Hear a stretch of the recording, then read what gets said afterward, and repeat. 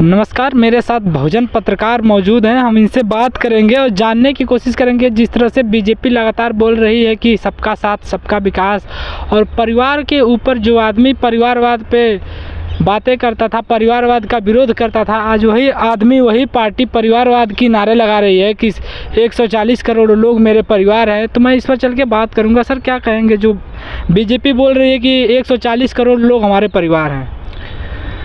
140 crore BJP का परिवार है, ऐसा मोदी जी कह रहे हैं। तो मैं ये पूछना चाहता हूँ कि भाई जो लड़कियों का रेप हो जाता है, लड़कियाँ यहाँ पे धरना प्रदर्शन करती है, वो आपके परिवार की हैं। आपके घर की बेटियों को नंगा घुमाया जाता है, और बीजेपी के जो लोग हैं, जो पार्टी के लोग हैं, सपोर्ट करते हैं कि वहाँ पे सब कुछ ठीक चल रहा है। तो किस तरह का परिवार है आपका? आपका एक तरफ परिवार है कि आपका विरोध करता है, आपका एक परिवार है जिसके आपके पार्टी के लोग शोषण करते हैं, उनकी बेटियों का बलात्कार कर दिया जाता है और न्याय भी नहीं मिलता है। आपके सांसद उन बेटियों का जो है हरासमेंट करता है। जो पहलवान बेटियां थी यहाँ पे धरना प्रदर्शन करती थी, आपकी पुलिस जो है उनको पीटती थी। तो यह किस तरह का परिवार है आपका? नहीं तो सांसद का टिकट तो कट गया है ना, सांसद महोदय का तो टिकट बोला जा रहा है कि कट गया है। नहीं, देखो, मान लो अगर मेरी बहन होगी, चाहे आपकी बहन होगी, अगर आपके बहन पे कोई अगर अत्याचार करेगा, कोई रेप करेगा, कोई बलात्कार करेगा, तो आप क्या करोगे? खाली पद से इस्तीफा दे दोगे कि आपका काम खत्म? बस इतनी ही रिस्पॉन्सिबिलिटी है आपकी। बाकी मामला तो कोर्ट में है ना भाई। ये कब हुआ? जब कोर्ट इंटरफियर किया तब तो जाकर के एफआईआर हुआ। एफआईआर होने के बावजूद भी इतना पॉलिटिकल प्रेशर था कि पुलिस उनको गिरफ्तार नहीं कर पा रही थी। फिर भी बीजेपी बोल रही है कि मेरा परिवार है, इस बार 400 पार है। नहीं, देखो, बीजेपी बोल रही है तो बीजेपी के पास ऑप्शन क्या है? बीजेपी को लोगों ने नेगलेक्ट कर दिया। कैसे नेगलेक्ट कर दिया? 303 पे अभी है, वो है, जब बन गई।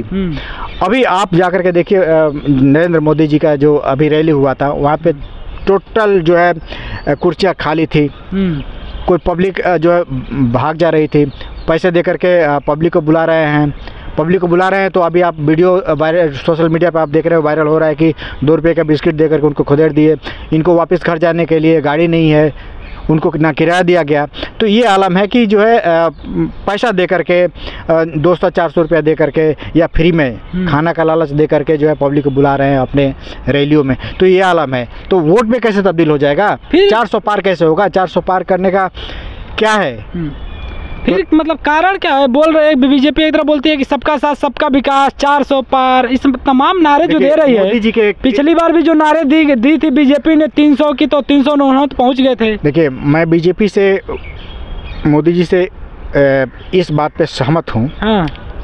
आपको जानकर हैरानी होगी कि अगर मोदी जी ने ये बोला था ना, मेरी बात को ध्यान दीजिएगा, मोदी जी ने ये बोला था कि सबका साथ सबका विकास, तो बिल्कुल सही बोला था।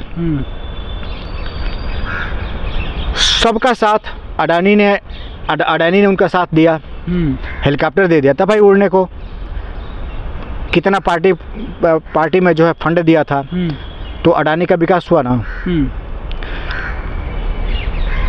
ईवीएम जो है, लोग बताते हैं जैसे बताते हैं कि भाई EVM 20 lakh EVM, 19 lakh EVM गायब है, नदारद है। प्रधानमंत्री जी, सरकार कह रही है कि हमें पता नहीं है, इलेक्शन कमीशन कह रहा है हमें पता नहीं है।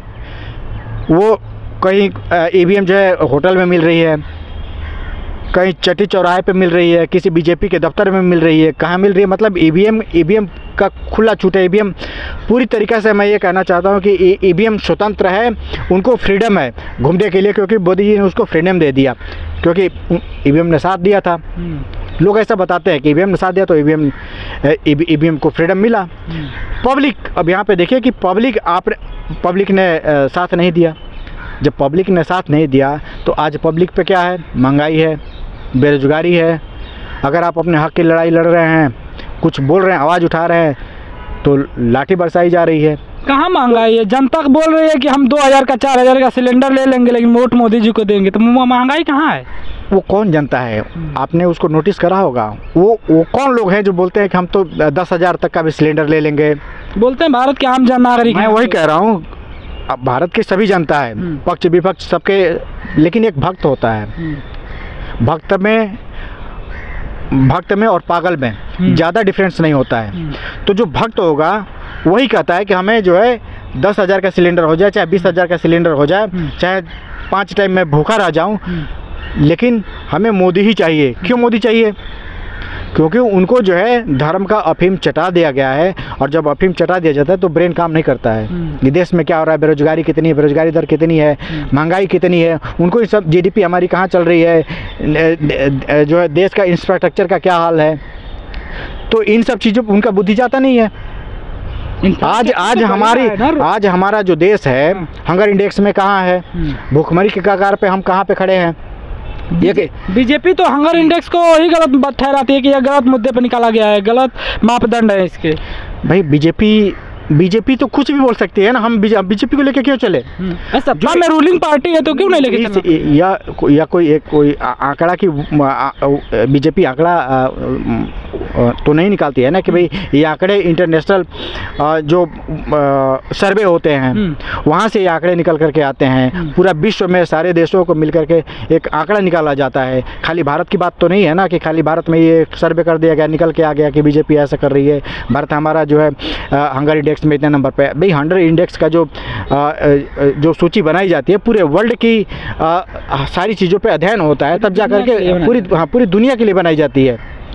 तो अब बीजेपी तो कुछ भी कर सकते हैं। अच्छा, बीजेपी के जो मेन लीडर हैं, ऊपर के लीडरों से तो नहीं लेकिन नीचे के लीडरों से कहीं ना कहीं उनके जो छोटे कार्यकर्ता हैं वहाँ से आवाज़ आती है कि हमारा संकल्प हिंदू राष्ट्र, उस पर क्या बोलें? देखिए, ये जो आपने बोला था ना इसके पहले कि 400 अब की बार 400 पार, 400 पार, तो देखिए इनकी स्ट्रेटजी बहुत क्लियर है। इसको विपक्ष समझ नहीं रहा है। जहाँ तक मैं समझ रहा हूँ कि विपक्ष को समझना चाहिए, इस बात को लेकर के बीजेपी सीरियस है, और बहुजन जो नेता हैं वो इसको हल्के में ले रहे हैं कि बीजेपी अगर कह रही है कि 400 पार, तो ये सब हल्के में ले रहे हैं, लेकिन बीजेपी सीरियस है 400 पार। 400 पार इसलिए कह रहे हैं कि 400 पार जब आ जाएगी तो 2/3 से जो है बीजेपी मेजॉरिटी में आ जाएगी। जब मेजॉरिटी में आ जाएगी तो पूरी तरीक़े से स्वतंत्र होगी कि आपके जो 51 जो आर्टिकल है उसको ख़त्म करेगी। चाहे तमाम आर्टिकल जो आपको स्वतंत्रता देती है, आपको धर्म चुनने का अधिकार देती है, आपको बोलने का अधिकार देती है, आपको कुछ भी जो भी राइट्स हैं अभी हम यहाँ पे बोल रहे हैं, ये राइट छीन लिया जाएगा। जो धर्म का प्रचार कर रहे हैं उनके घर की कुर्की हो जाएगी, उनके घर पे बुलडोजर चल जाएगा, उनके सारे जो है संपत्ति जब्त कर ली जाएगी। तो ये अधिकार ये बीजेपी उस दौर में लेके जाना चाहती है जब मनुस्मृति लागू थी, जिस टाइम उस दौर में बीजेपी लेके जाना चाहती है।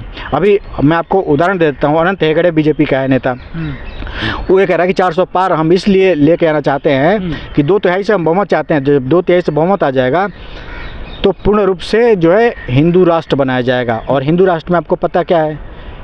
हिंदू राष्ट्र जो है, हिंदू राष्ट्र का सोच है वर्ण व्यवस्था, जाति व्यवस्था, इन्हीं व्यवस्थाओं पे तो आधारित है ये जाति धर्म। राष्ट्र जहाँ तक बात है वहाँ पे महिलाओं का भी सम्मान नहीं मिलता है। एक तरफ प्रियंका गांधी कहती थी कि हम लड़की है, लड़ सकती हूँ, लड़ सकती हूँ, और दूसरी तरफ हिंदू धर्म में देखा जाता है कि महिलाओं को अधिकार नहीं दिया जाता है। उसके बावजूद भारत में देखा जाता है महिलाएं बहुत अधिक महिलाएं बीजेपी कोट करती हैं। इवन मुस्लिम महिलाएं भी अब बीजेपी कोट करने लगी हैं। मैं कह रहा हूँ कि देखिए, जब आपके पास ज्ञान नहीं रहेगा तो आप तो कुछ भी करेंगे ना। आपके घर में आप तो गोबर को गणेश मान लेते हैं, पत्थर में भगवान आप ढूंढ लेते हैं। क्यों? आपके पास बुद्धि नहीं है ना। आपका विवेक कहाँ काम कर रहा है? आप किस दुनिया में जी रहे हैं? ये गलत है। आप साइंस और टेक्नोलॉजी के ज़माने में जी रहे हैं, और आप अभी इस टाइम आप चांद पे जा रहे हैं। हाँ, लोग बड़े से बड़े अनुसंधान कर रहे हैं, इन्वेस्टिगेशन कर रहे हैं, आविष्कार कर रहे हैं, और आप उस दौर में लेके जाना चाहते हैं जिस समय लोग जो है चटी पहन के चलते थे, भगवा पहन के चलते, भगई पहन के लटका के चलते थे। हाँ, जब जब जाति और वर्ण व्यवस्था जब लागू हो जाएगी तो आपके क्या शूद्रों के अधिकार क्या थे कि शूद्र अगर शूद्र का अधिकार ये थे कि अगर वो मंत्र का उच्चारण कर दे तो उसकी जीवा काट ली जाए, अगर मंत्र सुन ले तो उसके कान में शीशा पिघला के डाल दिया जाए।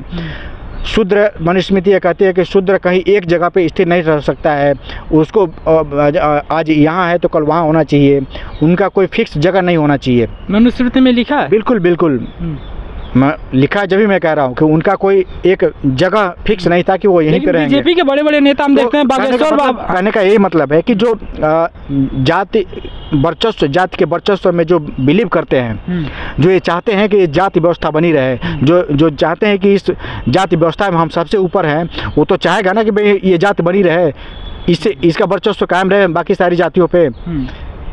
तो यही है जो 400 पार करने का मतलब है। जो बीजेपी के लोग हैं, बड़े बड़े नेता हम देखते हैं बागेश्वर बाबा के धाम पे जाते हैं, उनके पैर छूते हैं। और जो एक मिनट, जो खासकर जो ओबीसी समुदाय के लोग हैं, खासकर मैं यादवों को बोलना चाहूँगा, जो यादव समाज के लोग हैं, अभी कुछ दिन पहले भोजपुरी स्टार खेसारी लाल यादव गए थे अपने उत्तर प्रदेश के, जो इस समय विपक्ष में बैठे हैं अखिलेश यादव, अपने आप को बोलते हैं लोग कि हम यदुवंशी हैं, क्षत्रिय हैं। उसके बाद से जब वो लोग आवाज़ छोड़ते हैं तो उसको शुद्धिकरण किया जाता है। हाँ, तो मैं वही कह रहा हूँ ना कि देखो, डिग्री ले लेने से आप जो है शिक्षित नहीं बन जाते हैं। मैं कह रहा हूँ कि आपने PhD कर लिया, DSc कर लिया, LLD कर लिया, सब कुछ कर लिया, आपने प्रोफेसर बन गए, लेकिन आपको सामाजिक ज्ञान नहीं है। आपने धर्म पे अध्ययन नहीं, आपने क्या चीज़ पे अध्ययन किया, आपका टॉपिक कुछ और था, आपने PhD किसी और चीज़ में करी है ना, आपने धर्म पे PhD तो करी नहीं है। आपने रिसर्च नहीं किया कि भगवान को किसने बनाया, भगवान के पहले इंसान था कि नहीं था। आप मान लो भगवान है, अगर कोई सवाल पूछता है, आपके हिंदू धर्म में ही लिखा हुआ है कि ये हनुमान जी जो थे सूर्य को निकल गए थे। कहाँ लिखा है? लिखा है ना, बताते हैं कि हनुमान जो है सूर्य को निकल गए थे फल समझ करके। किसी से पूछ सकते हैं, सबको ये चीज़ पता है। ये भी पता है ना कि हनुमान जो है ये हिमालय पहाड़ को उखाड़ करके श्रीलंका में लेके गए थे। ये अरे सारा चीज़ रामायण में लिखा हुआ है, रामायण में लिखा है ना ये सारी चीज़ें। तो ये कहाँ तक सच है कि क्या हिमालय को कोई उखाड़ सकता है? हिमालय का क्षेत्रफल कितना है? श्रीलंका के क्षेत्रफल से 9 गुना क्षेत्रफल ज़्यादा बड़ा है। तो अगर हिमालय को उखाड़ लिया तो रखा कहाँ पे?